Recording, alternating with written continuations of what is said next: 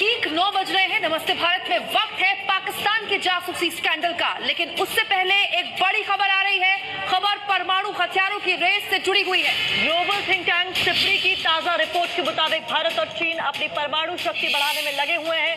पिछले साल के मुकाबले दोनों ने ही अपने परमाणु हथियारों के जखीरे को बढ़ाया है। रिपोर्ट से पता चलता है कि चीन और पाकिस्तान के कुल परमाणु हथियार भारत से ज्यादा है। सिप्री के मुताबिक पाकिस्तान के पास इस वक्त 150 से लेकर 156 न्यूक्लियर बम है, जबकि चीन के पास 290 एटम बम है। सिप्री ने भारत के पास भी 130 से 140 परमाणु बम होने का दावा किया है। सिप्री की रिपोर्ट से पता चला है कि चीन और पाकिस्तान के कुल परमाणु हथियार भारत से ज्यादा है, यानी कि अगर भारत को एक तरफ रख दें आप और चीन और पाकिस्तान को एक साथ जोड़ दें तो चीन और पाकिस्तान की परमाणु शक्ति हमसे ज्यादा हो जाती है। तब जब वो दोनों एक हो जाएं तो रिपोर्ट में ये भी कहा गया है कि चीन तीनों दिशाओं यानी जल, थल और आकाश में अपनी परमाणु शक्ति बढ़ा रहा है। ये रिपोर्ट ऐसे समय में आई है जब सीमा पर भारत और चीन के सेनाओं के बीच टकराव जारी है। तो पाकिस्तान के पास इस वक्त 150 से लेकर 156 न्यूक्लियर बम है। इस रिपोर्ट में इस चीज का दावा किया गया, इस बात का दावा किया गया। इसके अलावा चीन को लेकर दावा किया गया है कि चीन के पास 290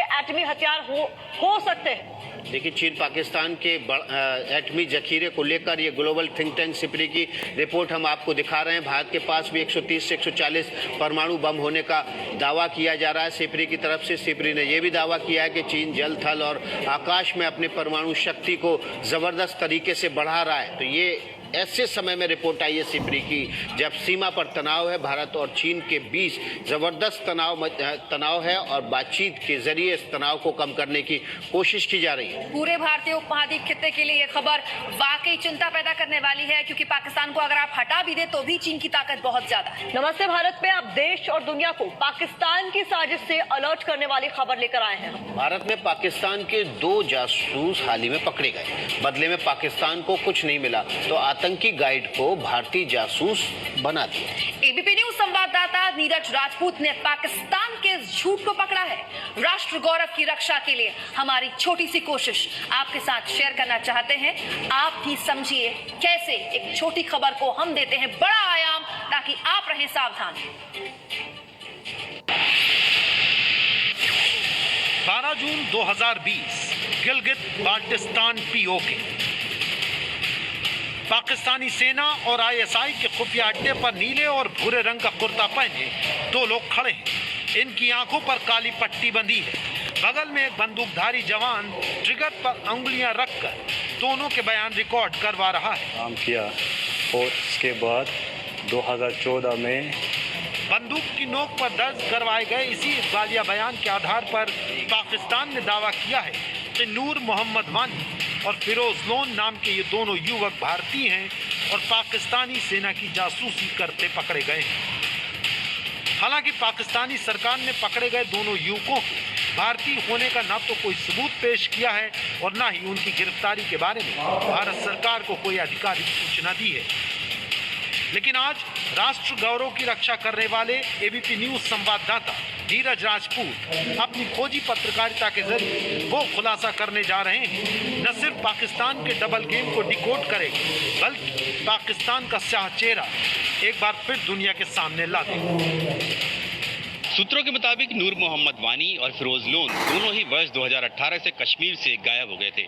उसके बाद से ही ये दोनों मिलिट्री इंटेलिजेंस यानी एमआई के रडार पर थे, क्योंकि इन दोनों के बारे में ये जानकारी मिल रही थी कि हिजबुल मुजाहिदीन के एक हैंडलर मुश्ताक लोन के लगातार संपर्क में हैं। इनके बारे में जानकारी ये भी मिल रही थी कि ये दोनों ही हिजबुल मुजाहिदीन के गाइड बन चुके हैं, वो गाइड जो कि एलओसी पर पाकिस्तान से आतंकियों को घुसपैठ कराने में मदद करते हैं।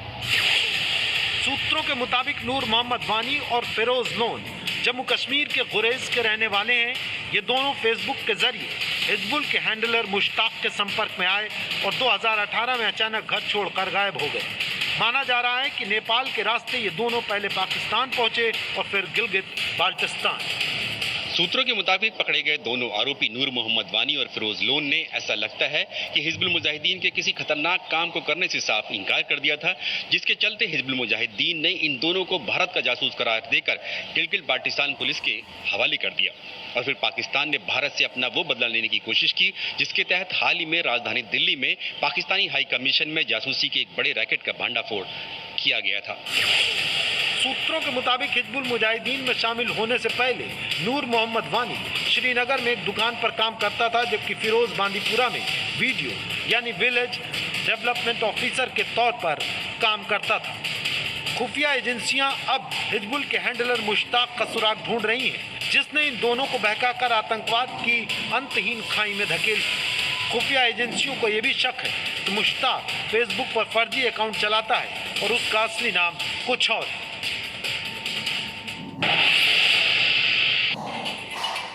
देखिए, पाकिस्तान के 3 नागरिक थे जो कि भारत में जासूसी करते पकड़े गए थे। आपको याद होगा, दिल्ली के राजदूत आवास में ये लोग तैनात थे और भारत ने इन तीनों को न केवल पकड़ा बल्कि डिपोर्ट भी कर दिया था। अब पाकिस्तान फ्रस्ट्रेशन में था, वो दुनिया के सामने ये दिखाना चाहता था कि पाकिस्तान जासूसी नहीं कर रहा है बल्कि भारत जासूसी कर रहा है।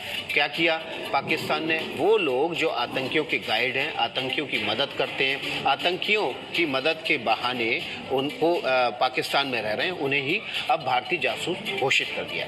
बढ़ते हैं अगली खबर की तरफ, और अगली खबर शब्द पर श्रेय की सियासत से जुड़ी हुई है। देश की राजधानी दिल्ली इस वक्त बड़ी मुसीबत में है।